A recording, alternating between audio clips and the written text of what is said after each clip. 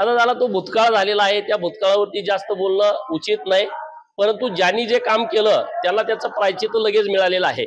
31 मेला त्यांनी आम्हाला चौंडीमध्ये येण्यासाठी थांबवलं आणि मला वाटतं जुलैच्या महिन्यामध्ये ते सरकारच गेलं। कारण अहिल्यादेवींचा रिझल्ट हा जाग्यावरती असतो। कारण अहिल्यादेवी ह्या नुसत्या व्यक्ती नव्हत्या, त्यांच्यामध्ये देवीचा अंश होता। देवीचा अंश असल्याशिवाय इतकं मोठं भारतभर काम होऊ शकत नाही। या देशामध्ये अनेक राजे झाले पण त्यांचं काम त्या त्या भागापुरतं मर्यादित आहे। मी आता जतचा आमदार आहे, मी जत मतदारसंघात काम करू शकतो। मी विधान परिषदेचा आमदार होतो तेव्हा महाराष्ट्रात काम करू शकतो। प्रत्येकाच्या शिबा ठरलेल्या आहेत। परंतु ह्या देशामध्ये एकमेव राजघराणा असं आहे की त्यांचं राज्य जरी माळवा प्रांतामध्ये असलं तरी काम अखंड हिंदुस्थानामध्ये आहे।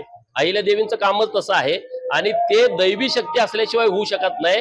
त्यामुळे अहिल्यादेवींच्याकडे एक वेगळं पण आहे, त्या शिवाचाच अवतार आहेत असं माझं ठाम मत आहे। त्यामुळे त्या जाग्यावरती रिझल्ट देतात।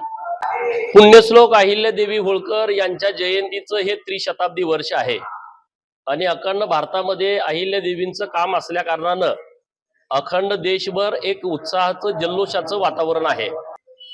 आम्ही अहिल्या भक्त असल्या कारणानं अहिल्यादेवींनी या देशातल्या अनेक लोकांच्या जीवनामध्ये प्रकाशमान त्यांचं जीवन करण्याचं काम केलेलं आहे।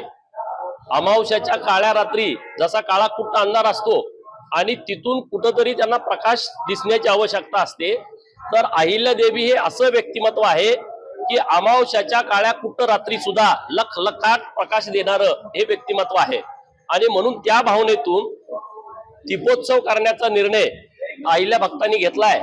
आज विधान परिषदेचे सभापती माननीय प्राध्यापक राम शिंदे सर यांच्या मातोश्रींच्या हस्ते या दीपोत्सवाचं उद्घाटन झालेलं आहे।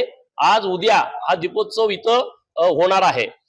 3 लाख दिव्यांचा दीपोत्सव, कारण त्रिशताब्दी वर्ष आहे त्यामुळे 3 लाख दिव्यांचा दीपोत्सव आहे। उद्या अहिल्यादेवींच्या या जन्मभूमीमध्ये एक महायज्ञाचं आयोजन केलेलं आहे। 300 पुरोहित हे महायज्ञ करणार आहे। त्रिशताब्दी वर्ष असल्या कारणानं उद्या रात्री म्हणजे 30 तारखेला रात्री जन्मोत्सव काळ हा इथं वाड्यामध्ये साजरा केला जाणार आहे आणि तेव्हा फायर शोचं मोठ्या प्रमाणामध्ये आयोजन हे इथं वाड्यामध्ये केलेलं आहे।